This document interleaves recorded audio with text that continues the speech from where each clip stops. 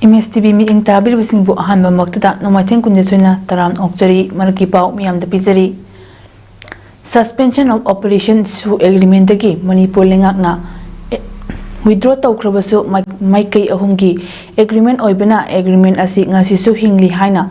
logani adubu agreement asi lisingani kunmari gi February 18 dagi di makhata na sangdoktri haina Chief Minister N Birena House ta thamkre Wapamasi Assembly ki mifam da subunu SG MLA K Ranjit na pukat ki by star question amagi paukum oina Chief Minister na fongdu ki bani Chief Minister na makhata na hai lisingani kunmari gi Mars amadagi July 13 faubada police na law kaina thabak toba singa mari lenena FIR chama contract register tawki loina investigation tawraba tungda Kedar ahum phagat le haina fongdoki MLA K Ranjit na pukat kiba star question adugi supplementary question da MLA Ranjit na fongdoki bada Manipur da su makhata na chatna ribra chatna dabra haibasi miyam da chamam naba leibana star question asi pukat pani loina na Kevin na withdraw tawbada natana house na su withdraw tawna ba low Krabas agreement asi hauzik fauba hingli haribasi house ki dignity soktabra haina hangki masigi paukum pirna Chief Minister na shu tawnabasi peace purokna bagi pandamda India lenga ki makhada tawbani state lenga na hekta khut thingjinba ngamde house na su withdraw tawbagi warep lawkiba do center da thakre lisingani kunmari gi February 18 dagi su extend tawruk khidabasi house ki warep ikai khumnabagi Oigani khali hain Chief Minister na house ta thamki lonena India lengak na state asigi miyam gi mayukta thabak tarok loi haibagi thajabasu Chief Minister na fongdoki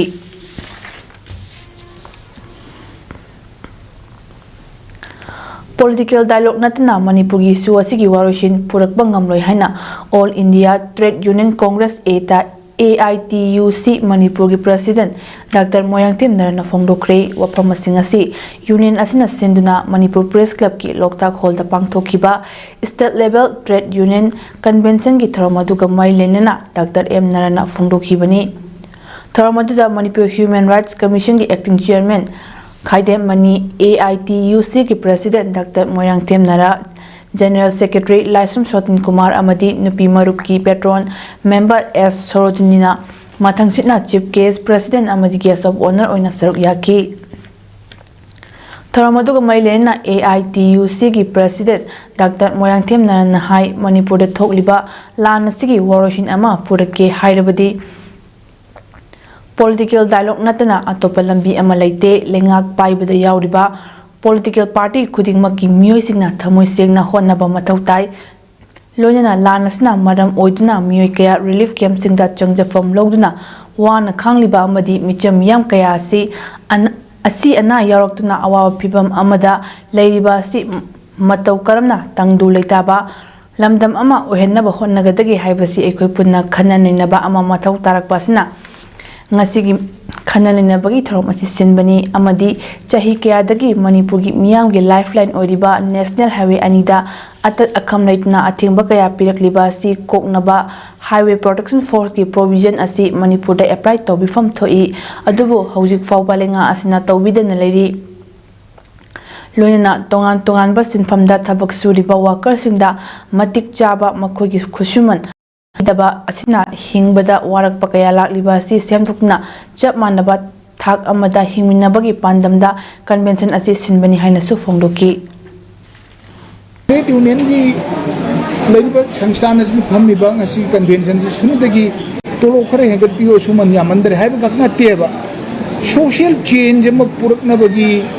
yumbam madu trade union gi movement asi sarlapi manung de lei side koi kaumi nabu yadya Trade union mapangan kalendana social change of my kidin la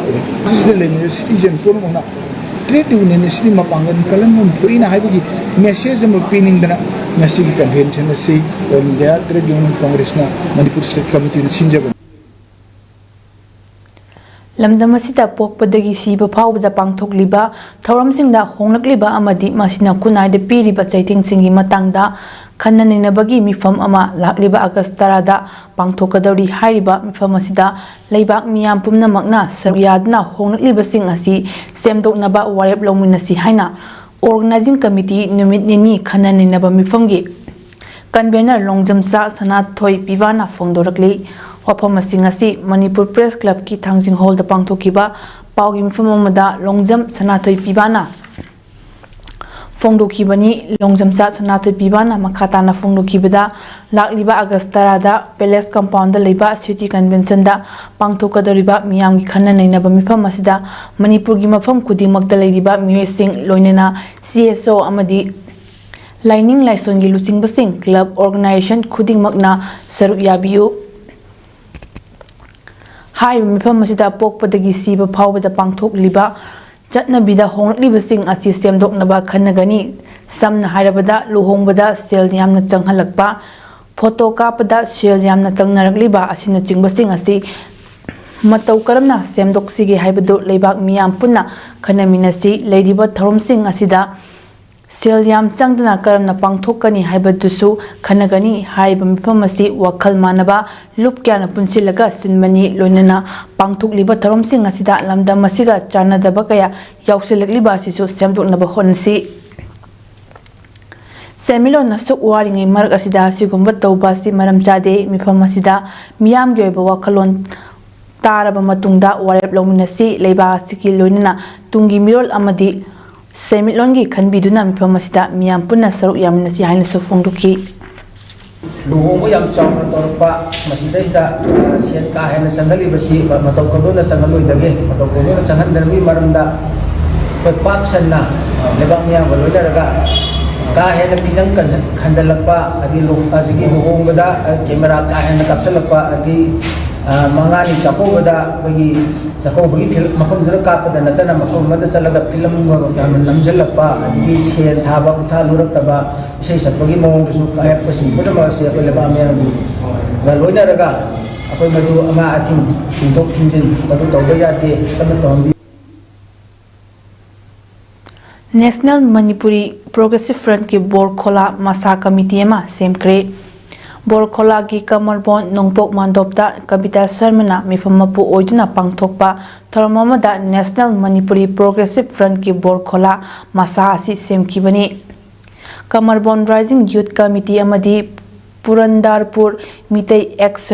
ex-servicemen association na punasin kiba mifamaduda NMPF ki advisor RK Sanatomba working president Dr. Maimum Santi Kumar General Secretary Mani Kumar Thoksom Secretary Ajit Mitei amadi Vice President Arun Singhana maroi bawa kaya ngangki miyoi konmathoina saba NMPF Bor Khola Masa asigi President oina Kabita Sharma aduga General Secretary oina H Manichandra Khanki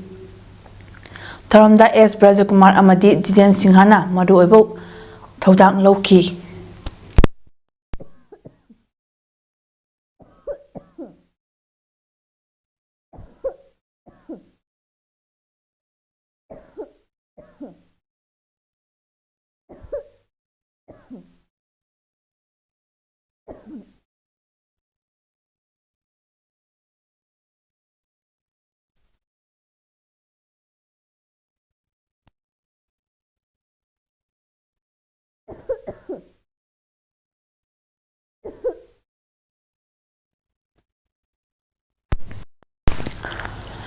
Lupki working president na tiliba miyambu thagat pa phongdokladuna bada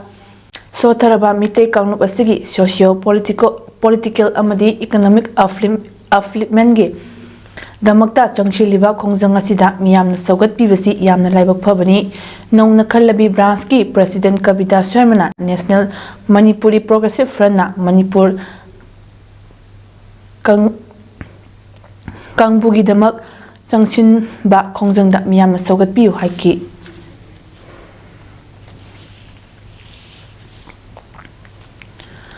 World Meeting Council Central Executive Committee की हाना chairman ओइरंबा हैक्रुजम नबस्याम अमदी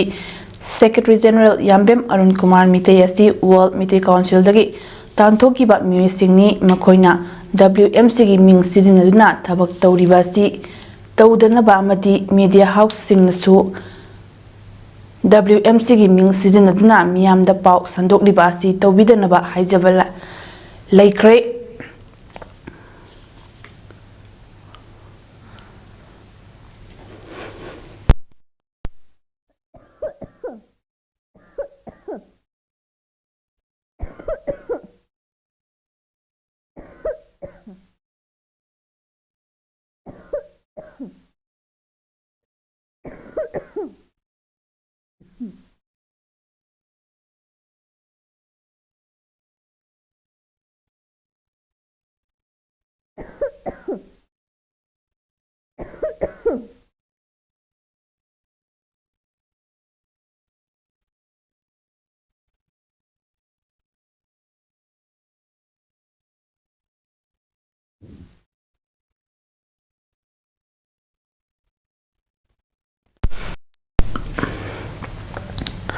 Makhatana WMC gi ming sizinaduna haikhruzam nabasiyamna toroklabadi leibak miyam mamangda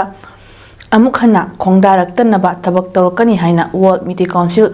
Central Executive Committee ki spokesperson Nabagisor yumnamna ngasi Jiribam gi PWD Guest House ta pangtokhiba pawmisinga unnaba amada phongdokre spokesperson Nabagisor yumnamna makhatan haikibada World Meeting Council Central Executive Committee ki chairman oringaida haikhruzam nabasyamna silchada WMC gi patron member oibi nupi amagi mayumda yamna ikaingai oiba amadi WMC gi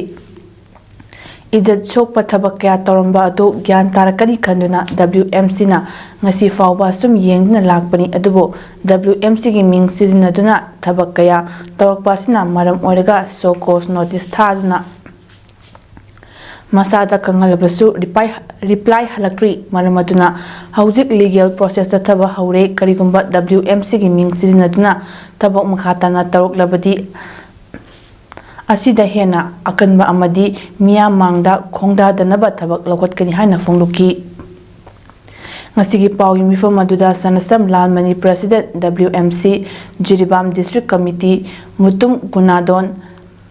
Joint Secretary Assam State Unit Amadi Nomai Kapam Samuel Finance Secretary Jiribam District Committee Susar Yaki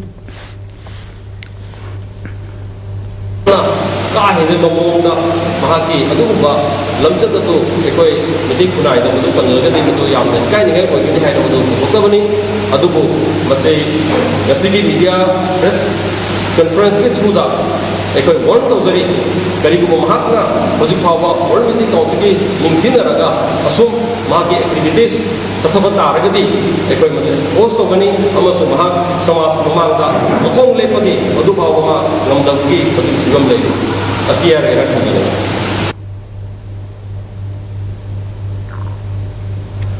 Maraki pau pizaba matang stelo shinjare miyeng tabiri basingbu kurum jare